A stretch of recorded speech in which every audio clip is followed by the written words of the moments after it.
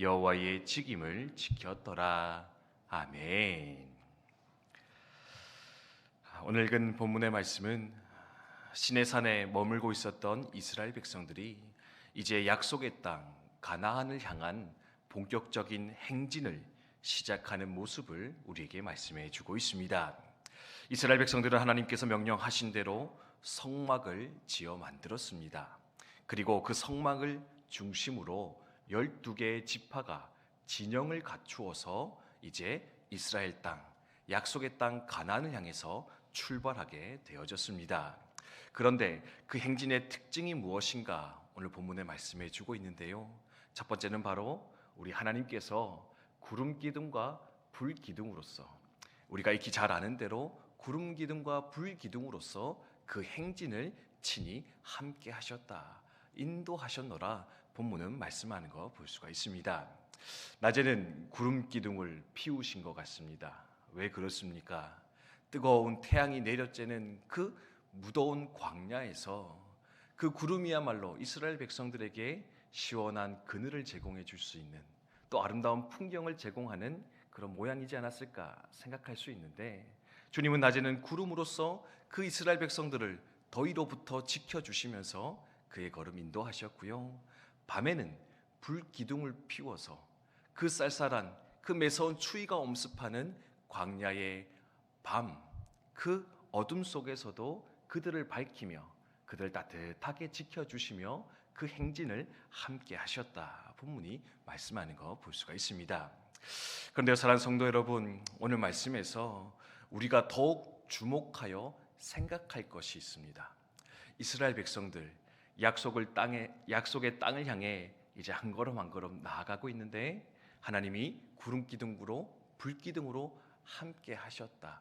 근데 그것보다 더 중요한 사실이 한 가지 우리에게 제시되고 있는데, 그것이 뭐냐면 이 광야에서의 행진은, 약속의 땅 가나안을 향한 행진은 그냥 목적지를 도착하기 위해서 나아가는, 전진만 하는 행진이 아니라 가고 서기를 반복하는 행진이었는데, 가고 서기를 반복하였던 이유가 무엇이냐?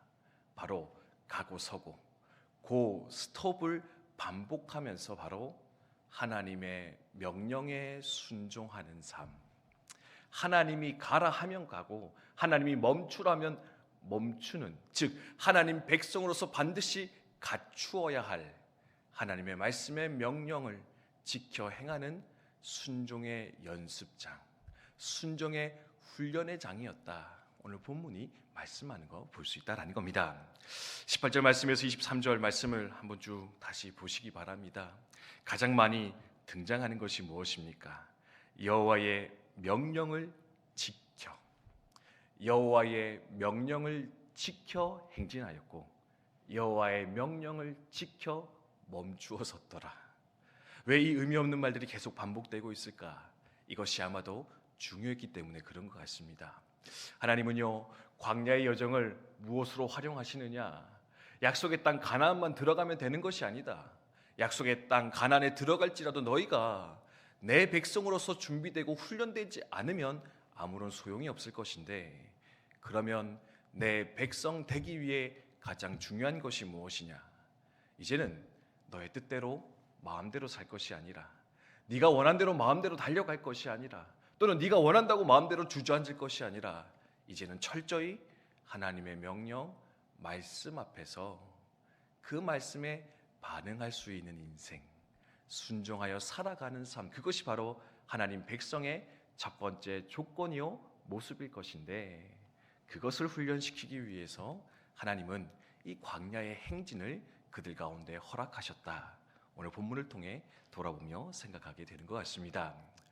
우리도 이 이스라엘 백성의 모습을 바라보면서, 하나님, 우리도 저 약속의 땅 천국 바라보며 이 인생의 여정을, 광야의 여정을 살아가고 있을 것인데, 주님, 이 순종의 훈련이 잘 이루어지는 주의 백성 되어서 저 천국 하나님의 나라 온전히 들어갈 수 있도록 주여 인도하여 주시옵소서. 함께 기도하며 소망하였으면 좋겠습니다.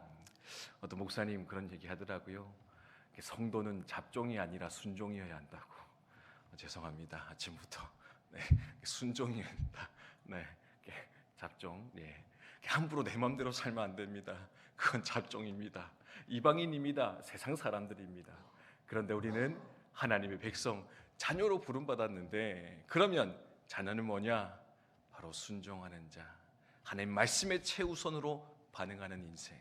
어제 수요 예배 때도 나눴듯이 내 뜻, 내 생각 아니라 하나님의 뜻, 하나님의 생각에 늘 고민하고 반응하고, 또한 그것에 행동하며 사는 것이 우리의 인생이어야 될 것인데, 오늘도 주님 앞에 나와서 하나님의 뜻을 먼저 구하시고, 하나님 가라 하시면 가겠습니다. 멈추라 하면 또한 멈추겠습니다. 그것이 내 삶의 자연스러운 인생의 모습이 될 수 있도록, 반응될 수 있도록 주여 인도하여 주시옵소서.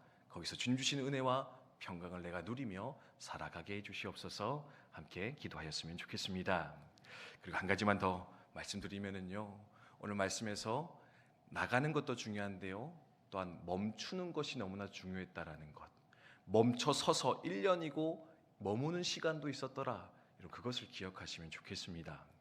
달려가는 것이 너무나 중요한 사회입니다. 앞으로 나아가는 것이 중요한 세상을 살고 있는 것 같습니다. 근데요, 달려감도 있지만, 행진도 있지만, 멈춰 서는 것도 너무나 소중한 것이다. 좀 다시금 기억하시면서 멈출 수 있는 삶, 멈춰 섬의 축복을 누리는 또한 저 여러분 되시면 좋겠습니다. 여러분, 시내산에서 이스라엘 백성들이 뭘 받았습니까? 율법 받았고요, 십계명을 받았습니다. 여러분, 십계명의 구조가 어떻게 되어 있는가 한번 찬찬히 생각해 보시면 좋을 것 같은데, 십계명은요, 크게 세 부분으로 나누어집니다. 흔히 두 부분으로 나눈다 이야기하거든요. 1에서 4계명은 하나님에 대한 계명입니다. 5에서 10계명은 우리 사람들 사이에 지켜야 될 계명이라 이제 그렇게 설명을 합니다. 근데 이 세 가지로 구분하는 경우가 있습니다. 뭐냐면은요, 1에서 3은 하나님에 대한 계명입니다. 5에서 10은 사람들 사이의 계명입니다. 그럼 그 사이에 껴있는 4계명이 있는데, 그 4계명은 뭐냐? 바로 안식에 대한 명령, 안식일에 대한 계명이 그 4계명의 중간에 위치하고 있는 것을 볼 수 있다라는 겁니다. 이렇게 해석합니다. 하나님 사랑, 이웃 사랑, 이것이 바로 성도, 백성이 살아가야 될 삶의 방향성입니다. 그런데 그 두 사이에 안식, 멈춰섬이 들어가 있는 이유가 뭐냐? 안식할 수 있어야, 멈춰 설 수 있어야 하나님 사랑도 이웃 사랑도 잘 이루며 살아갈 수 있기 때문에, 멈춰서서 하나님에 대해서 묵상할 수 있어야 되고, 멈춰서서 사람들을 향해서 내 삶을 내어줄 수 있을 때 비로소 하나님 사랑, 이웃 사랑은 잘 이루어질 수 있을 것인데, 그래서 4계명, 안식의 계명이 그 한가운데 들어가 있지 않겠는가 설명하는 것을 볼 수가 있습니다. 오늘 말씀에서도 가기만 할 것이 아니라 멈춰설 것이다. 왜? 멈춰서서 하나님을 기억하고 이웃 사랑을 실천하라고, 멈춰서서 할 만한 내 삶을 돌아보며 점검하라고 주님은 멈춤을 우리 가운데 말씀하고 계신데, 하나님 항상 멈춰서기를 또한 즐거워할 수 있는 우리가 되게 해주시고, 그 멈춤의 현장에서 하나님 사랑, 이웃 사랑의 길을 또한 잘 걸어갈 수 있도록 주여 인도하여 주시옵소서. 함께 기도하였으면 좋겠습니다. 주신 말씀 기억하며 함께 기도하도록 하겠습니다.